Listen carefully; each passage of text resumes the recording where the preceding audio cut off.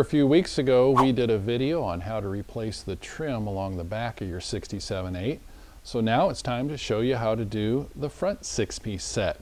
Now I get asked all the time, can I put on these eyebrow moldings without taking off the fender extension?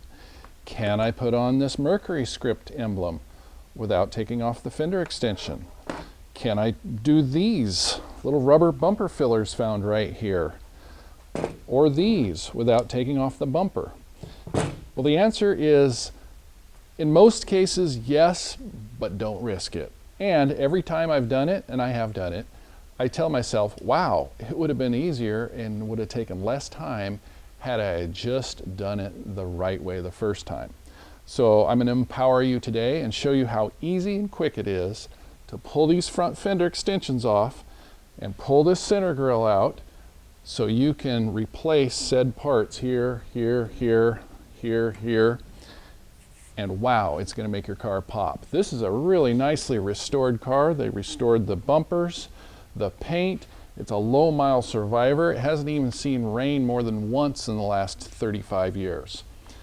But whenever you put, this is about 150,000 miles on this car, anytime you put nice used trim against perfect paint and re-chromed bumpers, it just doesn't really look the same. So I think we're gonna really notice a difference with the before and after on this. You're really not going to need many tools for this. A basic socket set with a variety of extensions, my Phillips screwdriver, and I'm also going to use my bumper tool on this. So notice here the gap. Most people are actually happy with a gap that's, you know, these cars weren't perfect in the factory, but notice it's kind of thin here and thick there, and it's so easy to fix this, especially when the fender extension's off, that we're going to do that. And also notice when your bumper has been tapped, it's now warped these rubber pieces. And I've tried boiling these in water, I've tried putting them in the microwave, I've tried putting the heat gun on, but they have, once they've been in a folded position for years, it's hard to change their mind. What I'm saying is that rubber has a memory and it's really hard to get it straight again. So we're just going to put these new reproductions in. These are really nice. I love these things. It's been really hard to service the entire community with good used stuff, so I'm so glad to see these reproduced. And these are actually a little bit better than originals, not just because they're soft and modern, good quality, but the originals, some of the alignment on these holes was off. And when we did the reproductions, we made sure that the holes were spot on with what the fender has drilled in them. So let's get at it. We're going to need to take this splash shield off, and it's got 3 3/8 fasteners here. And it doesn't look like this one's ever been off. The fender, it looks like, was probably off, or at least the bolts were replaced. So when we get our 6-point socket on there, we're going to have to really push hard and wobble it to make sure that sound deadener is pushed out of the way so we can turn those bolts. Take a little bit of hand strength.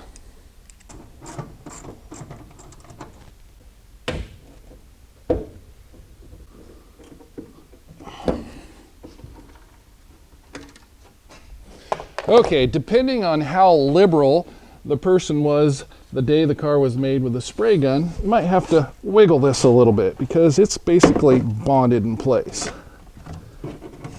Okay, on this one, we got this rubber tucked under here from the factory. And I'm going to take the time to go loosen these fasteners that are hidden and move the fender around. I'm just going to make a little cut right along that ridge. Therefore, we don't rip it any worse than we already have. There we go. Now I'm going to remove this marker light because it's just too easy not to, and it's proving to be an obstruction. The rubber just doesn't want to flex. Now, of course, you can replace that rubber. We have the kit to replace it, but on the car this original, where it's still intact, I'd rather have the original with the undercoating on it than the reproduction. And the beauty about taking off the marker light is we can polish underneath it, replace gaskets where needed.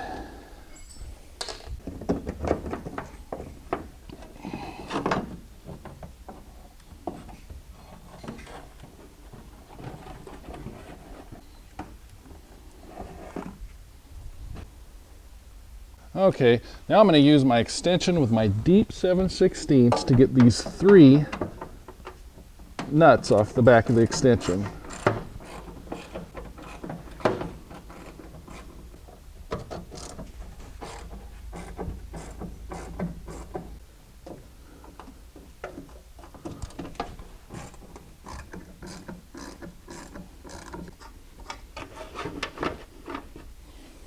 Make sure when you get that last nut that your right hand is holding that extension. We don't want gravity to take over. Okay. What's nice about these Western garage-kept low-mile cars is I didn't even have to use any penetrating oil. But here's the original seal. I'm going to go ahead and reuse that. I'm going to clean it up. I mean, you'll never get a chance to clean that again. And I'm going to, before I attack this clip, there's a stud. Before I attack it, I'm going to take a little wire brush and clean all the threads and then put penetrating oil on that, because the clip behind it is so delicate that any resistance on that stud will ruin the clip. And it's actually a very unique clip. We have a reproduction, but the reproduction, as in most cases, just a little different, little too big. It'll work, but why spend money on reproduction parts when you got nice originals? Also, I want to point out, notice how this is painted black. That's from the factory. That is not supposed to be body color, so that is correct.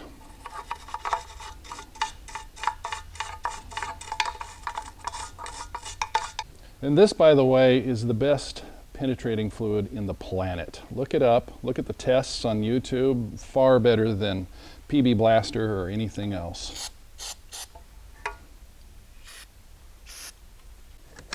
We're going to reach in there with our 3/8 socket. And if we did it right, this is going to come right off without any resistance.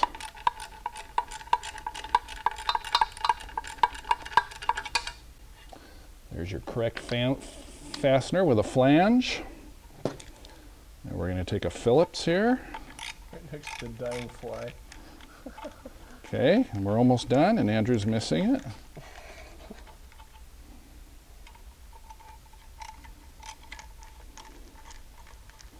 Now notice this car has 2 different kinds of screws, one with more of a flange screw than the other. Both are correct. I see both often.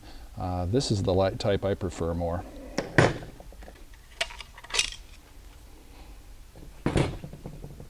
Now here's your little stud on the clip I was talking about. When you turn your trim in for cores to me, make sure you take these out. Now look, that little delicate wire that creates tension in there wasn't bent, so that's exactly what we want to see. Now I'm going to align this bumper before I go any further. And keep in mind, we loan this tool out. If you stop by, you can just borrow it, no charge of course. Or if you want to get it off our website, you'll of course have to pay the fee and then get refunded when you return the item in a reasonable amount of time.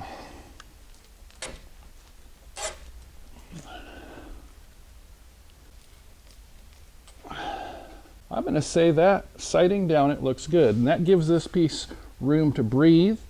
And while I got my stick here, I'm going to give it a little extra so I have room to get this in and out.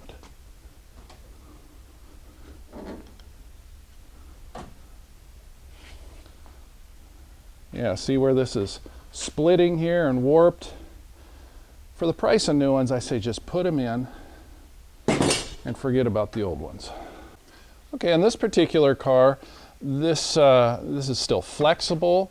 There's no cracks along this edge like there usually are. Nothing's warped. And so I'm going to leave this one in place. But do know you can replace it with the bumper on. You might find it's actually easier to loosen up the bumper bolts right here and here, just 2 of them on each side, and allow for this bumper to scoot out a couple of inches. But if you don't want to mess with your bumper alignment and you have some fun tools like this and maybe a wobbly extension, you can get in there and get these off.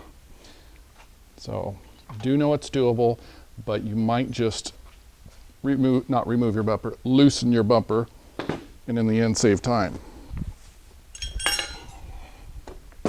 Okay, nobody's ever going to see this, but while you're at it, why not run your 4/0 steel wool along here and clean all this up.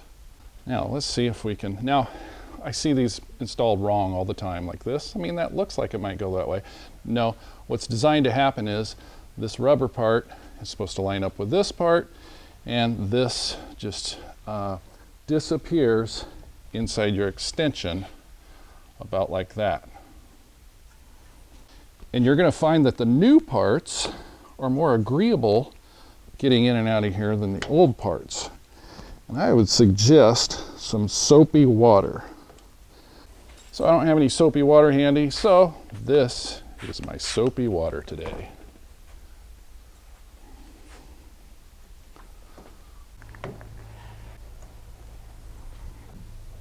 There you go. That is the right placement.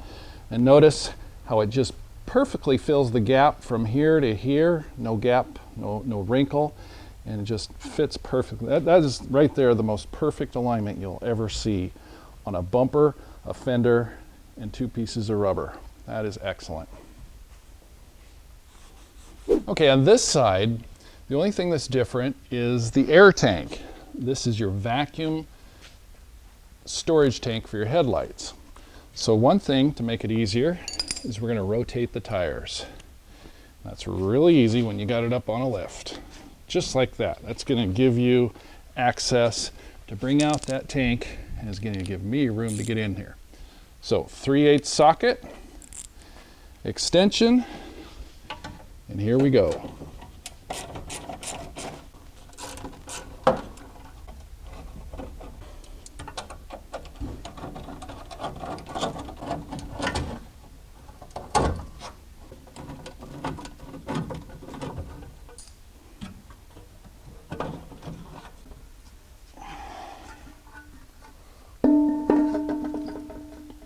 Now, to get that splash shield out, we're going to have to at least take out one of the brackets. You might choose to take them both out, but here we go.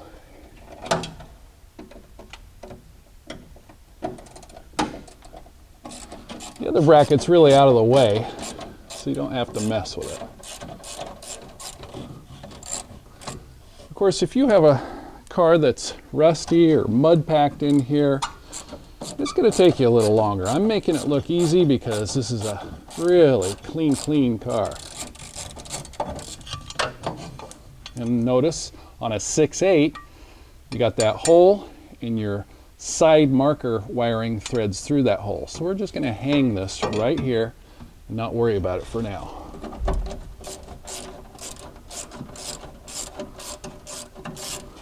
And this particular one is bunched against here instead of tucked under the fender. So this one's going to come out a little easier. I'm not going to bother with that side marker light because it's really not in my way to get to the fender extension bolts. Here we go, same as last time. 3 bolts.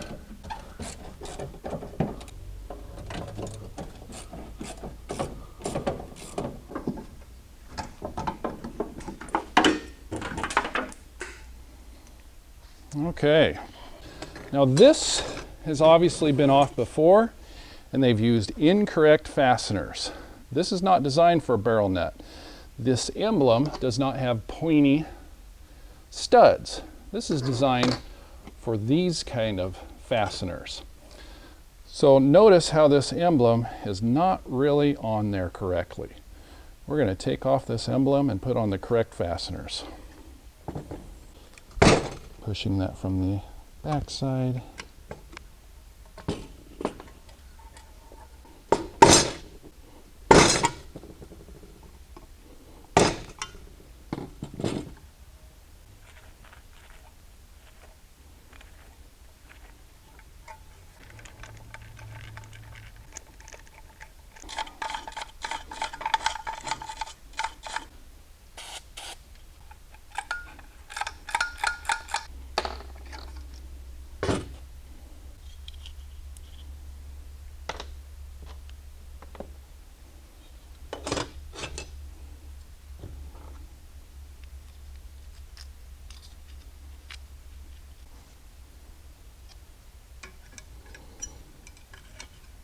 Now when you put your new piece on, you're going to want to push that in. That should not be protruding past this and even the slightest bit.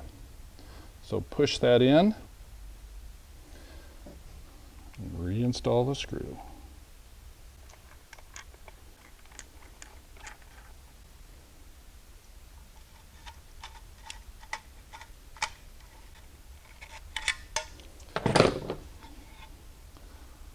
Okay, I'm going to take out these rubber pieces and I'm going to reuse them.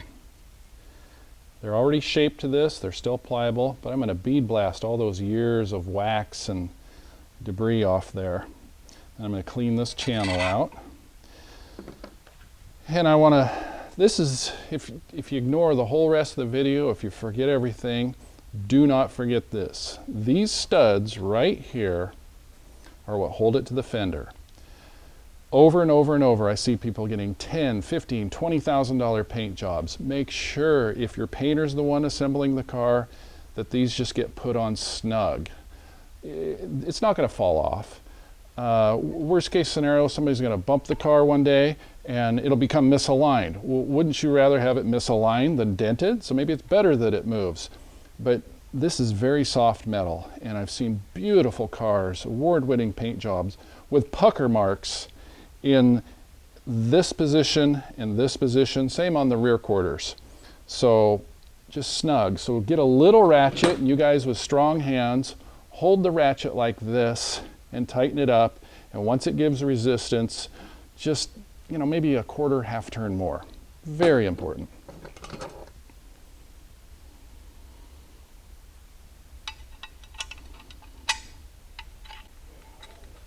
Now notice there's a curvature to these. Don't try to put them on curve out. The curve goes like this.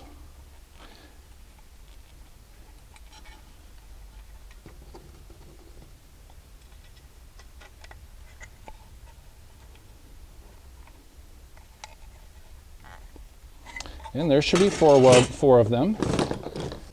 There you go. Such an improvement.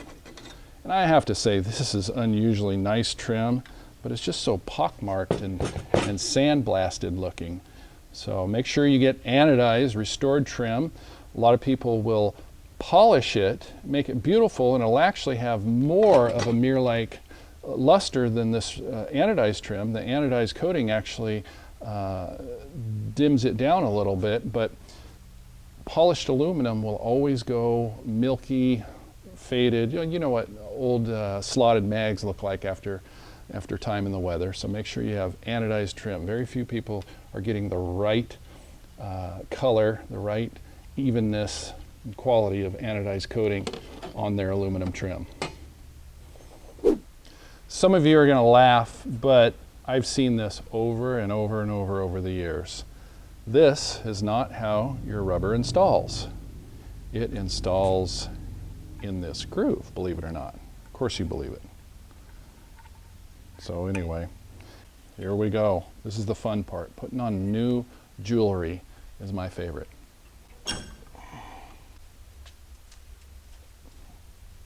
I'm going to say that's where we want it. There you go. About that little bit's actually going to help. Okay. There you go. Okay, Scott, you did it. Ta-da. Yeah.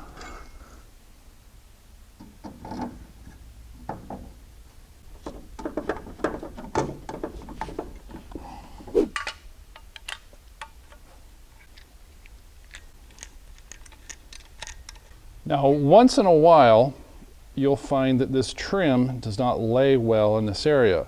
This one lays fine. When I tighten up that stud, that'll just pull in there. But once in a while, you'll find this out a little more than you're comfortable with.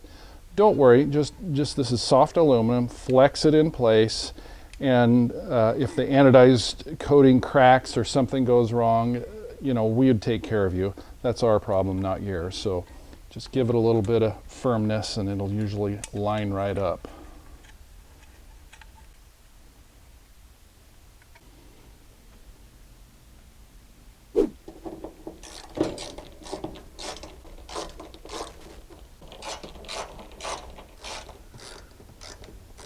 Now, notice in this trim, you're going to see shims there, washers.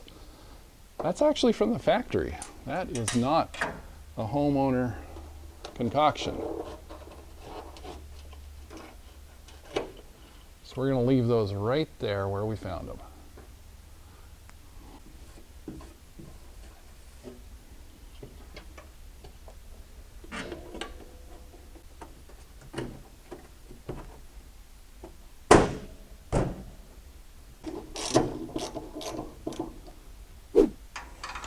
Just 4 bolts on this piece here. It's pretty self-explanatory, much easier to take the 4 bolts out than to think you're going to peel that trim out of there.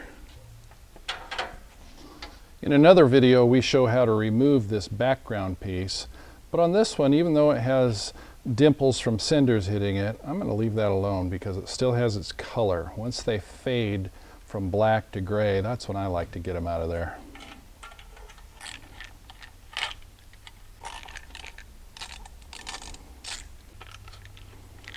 Notice when you're putting them back, this little tapered screw goes here in this tapered hole where these nuts here with a more flat profile go on the side.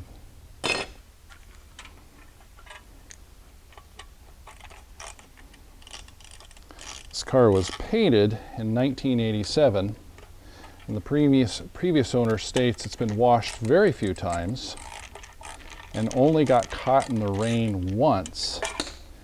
And when you peel this trim back and look underneath, that really verifies his claim. This has not seen a lot of road time.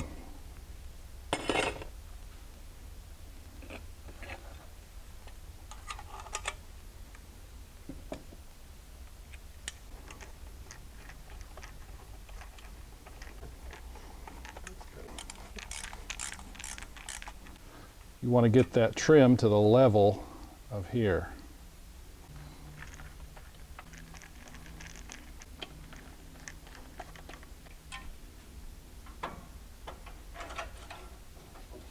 On this car I have clear indications of where the bolts went because it makes an indentation when you tie it down. So if you're lucky, you'll be able, and if your center grille was in perfect alignment like this one was, you'll be able to just look in there and see right where these bolts go.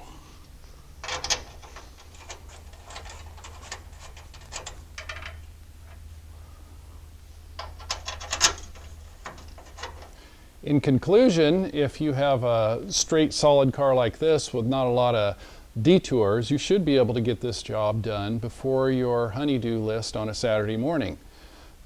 If your cores are unusually nice, and I would call at least this one unusually nice. I know it's not perfect. You know, we got one little cinder mark here. This one has 3, 4, 5 different cinder marks, but if your trim looks this nice or better, when you trade it in, we'll actually give you a little more store credit on it than just your core exchange. Not so much on these. These are almost always real nice. We do give a little bit of credit on these when they're clean, but it's mostly the hood lip moldings that we're looking for unusually nice, straight, unblemished ones. Because there are people out there with low mile cars that want to keep the patina of their car original and get rid of a ding or two.